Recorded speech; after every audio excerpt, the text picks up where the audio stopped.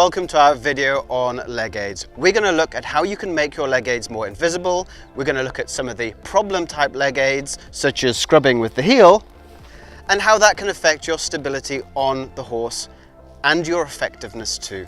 So rather than inflict this on our equine friend here, we're going to make our way over to the studio where we can look at this in more detail. Hi there, it's Peter Dove from Dressage Training TV. Today's session we're going to talk about using leg aids. I talked about leg aids in the last video that I posted up on the winter schooling series, and I mentioned when I was using my leg and how I was using my leg during the session several times. Unfortunately, when I play it back, I realize how invisible those leg aids are and that you don't really get a clear sense from the video what it is I'm doing with the legs. I do describe it, but you can't really see what's happening, especially if you don't know what to look for. So I thought I'd put together a short video here in the studio where I can use my legs from this angle and from this angle, and you'll get to see what my legs are actually doing. And we'll also discuss the downsides for leg aids which I consider to be incorrect.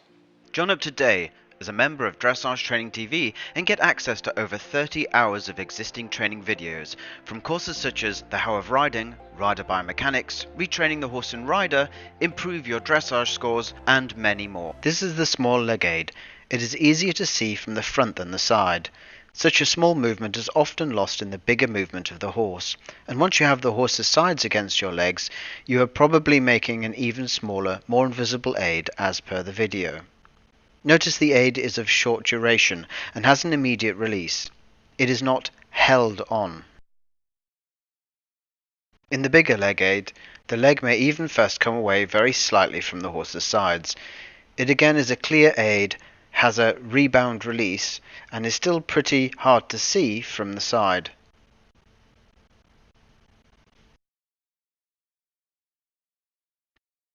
In the bigger leg aid, you can clearly see the legs come away from the side and then rebound against the horse's side.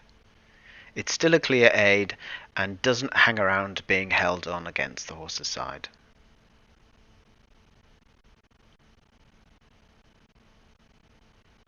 One of the things that you should notice about the leg aids is there isn't really any backwards or forwards movement to them. So the leg, goes directly inwards like this. So, if you were watching a person sideways on it, really would be quite hard to see them actually moving the leg. One of the reasons why the leg should be kind of used like this and nothing changes from the knee up is that your weight stays distributed in the saddle in exactly the same way as before you use the leg. So you don't get a sudden change.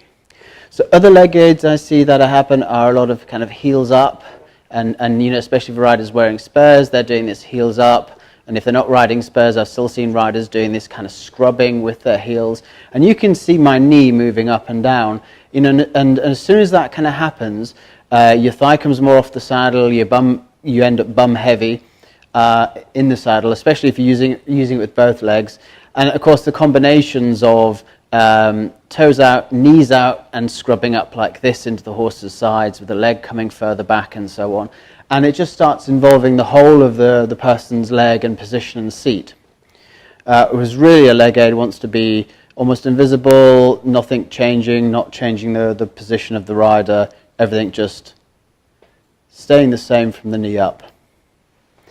It is possible, especially using the groundwork system that we teach, to get the horse to respond to the leg that lightly that you can see me using in the videos. But it's also a question of a habit from the rider, that the rider gets into the habit of thinking of not using the leg and keeping the leg still and in place, and only using the leg when they want a result and making sure that they get a result, and then going back to sitting still again and not doing what we call filling in for the horse. So filling in for the horse happens when you use the leg and the horse doesn't really quite go, and you start using more leg, and before you know it, you're doing an awful lot of work just to get your horse to keep going, and you start filling in with all that energy and movement and shoving for the job that the horse is supposed to be doing. And it's really important that you don't fill in too much for your horse in anything that you're asking it to do. You want the horse to be able to do these things itself. So keeping the leg aid still, slight leg, very small leg aid there, hardly seeable. And that's what will be the best results on the horse. It'll be the best results for your position as well. You know, imagine you're cantering, imagine you're doing rise and trot and you're busy scrubbing around with the heel and your knee coming up and down and moving around, or your thigh coming away from the saddle and all the weight traveling down into your backside. Thigh stays against the saddle, toes still keep pointing forwards, small, almost invisible leg aid. All right. We'll have another session up very soon. See you then.